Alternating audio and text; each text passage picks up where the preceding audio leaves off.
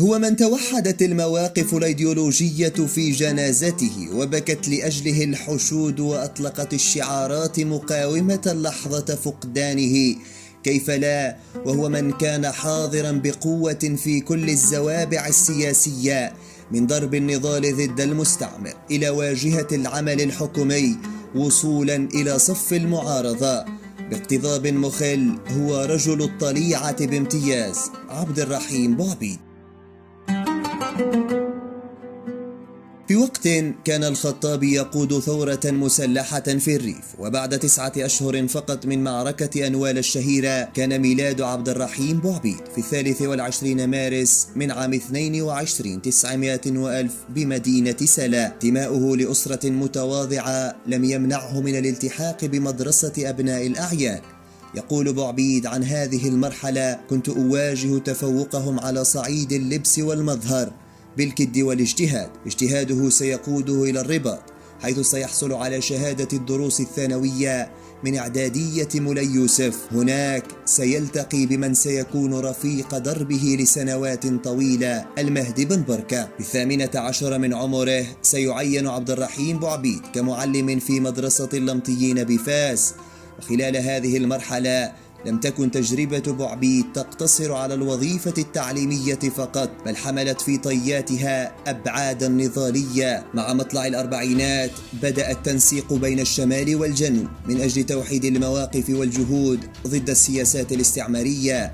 في الطرف الآخر من العالم كانت المنازلة على أشدها بين النازيين والحلفاء. وسط هذا المناخ احتضنت الدار البيضاء مؤتمر أنفا في 14 يناير عام 43 900 وألف. مؤتمر شكل محفزا للحركات الوطنية التي لم تتردد في استغلال المتغيرات الدولية لتقدم وثيقة المطالبة بالاستقلال، والتي كان عبد الرحيم بوعبيد أصغر موقع عليها. أيام قليلة بعد ذلك ستعتقل سلطات الاستعمار عبد الرحيم بوعبيد لمشاركته في تظاهرة شعبية احتجاجا على اعتقال زعيم حزب الاستقلال أحمد بلفريج. بعد 18 شهرا قضاها بوعبيد معتقلا، غادر البلاد عام 45 900 وألف نحو فرنسا لمتابعة دراسته في معهد العلوم السياسية.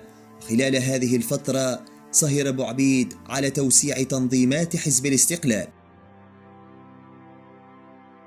بعد 4 سنوات في باريس عاد عبد الرحيم بوعبيد من جديد إلى المغرب ليلتحق بهيئة المحامين بالرباط ويشرف على إدارة جريدة حزب الاستقلال. عام 52 900 وألف وغير بعيد عن المغرب أقدمت سلطات الاستعمار على اغتيال الزعيم النقابي فرحات حشاد، جريمة أشجت عواطف عبد الرحيم بوعبيد الذي قاد حركة احتجاجية أودت به إلى السجن مرة ثانية. مع حلول عام 53 كانت سلطات الاحتلال قد أكملت نسج الخيط الأخير لمؤامرة نفي الملك الشرعي محمد بن يوسف.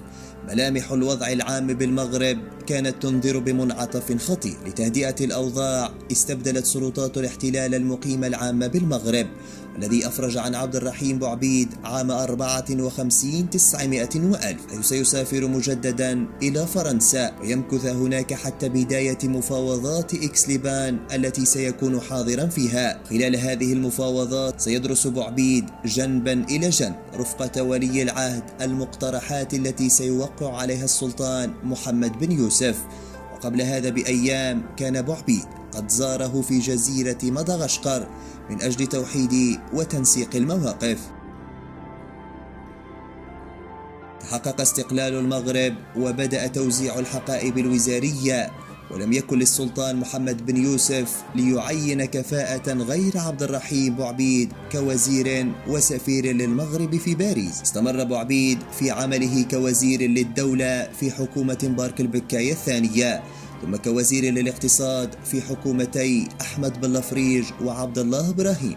بصمة بوعبيد على الاقتصاد الوطني كانت واضحة بإرساء الدعائم الأولى للسيادة الاقتصادية. بوعبيد اهتم بإيجاد بنك المغرب الذي فصل البلاد عن منطقة الفرنك وعزز السياسة النقدية، لكن الأوضاع خلال هذه الفترة بالذات كانت متوترة تعاقب 4 حكومات في ظرف وجيز لم تكن إلا انعكاسا للصراع بين الملك وحزب الاستقلال من جهة، ومن جهة أخرى الاختلافات الأيديولوجية في حزب الاستقلال نفسه بين تيار محافظ وآخر يساري. في سياق هذه الأزمات كانت شروط التفتت قد توفرت مع حلول 25 يناير من عام 59 900 وألف. المهدي بن بركة ومعه عبد الرحمن بوعبيد وعبد الله إبراهيم أعلنوا قيام الاتحاد الوطني للقوات الشعبية. التوترات السياسية داخل حزب الاستقلال عصفت بالوفاق الوطني.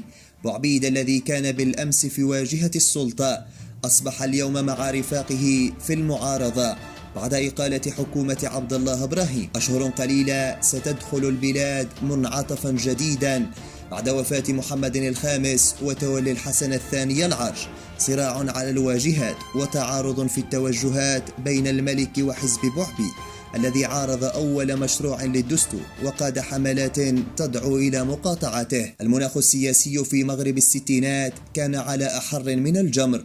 اختطاف المهدي بن بركة من أمام مطعم ليب في فرنسا واعتقال عدد من مناظري الاتحاد جعلت عبد الرحيم بوعبيد يرتدي بدلة المحامي للمرافعة على رفاقه ومشروعية حزبه مع حلول عام 75 900 وألف. وللتخلص من بعض الانشقاقات داخل الاتحاد أعلن عن الولادة الفعلية للاتحاد الاشتراكي للقوات الشعبية كبديل تنظيمي وأيديولوجي من أجل بناء ديمقراطي حقيقي. مواقف بوعبيد القوية برزت في الواجهة مجددا بعد قمة نيروبي التي أعلن فيها الحسن الثاني قبول إجراء استفتاء في الصحراء المغربية. بوعبيد استنكر خطوة الملك، اعتبر أن القرار يجب أن يعود إلى الشعب.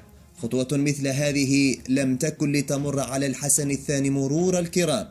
بعد يومين اعتقل بوعبيد ومعه 2 من قادة الاتحاد الاشتراكي. هكذا ظل عبد الرحيم بوعبيد مدافعا عن الصحراء مؤمنا بالإصلاح قائدا لسفينة الاتحاد حتى وفته المنية في يناير من عام 92 900 وألف.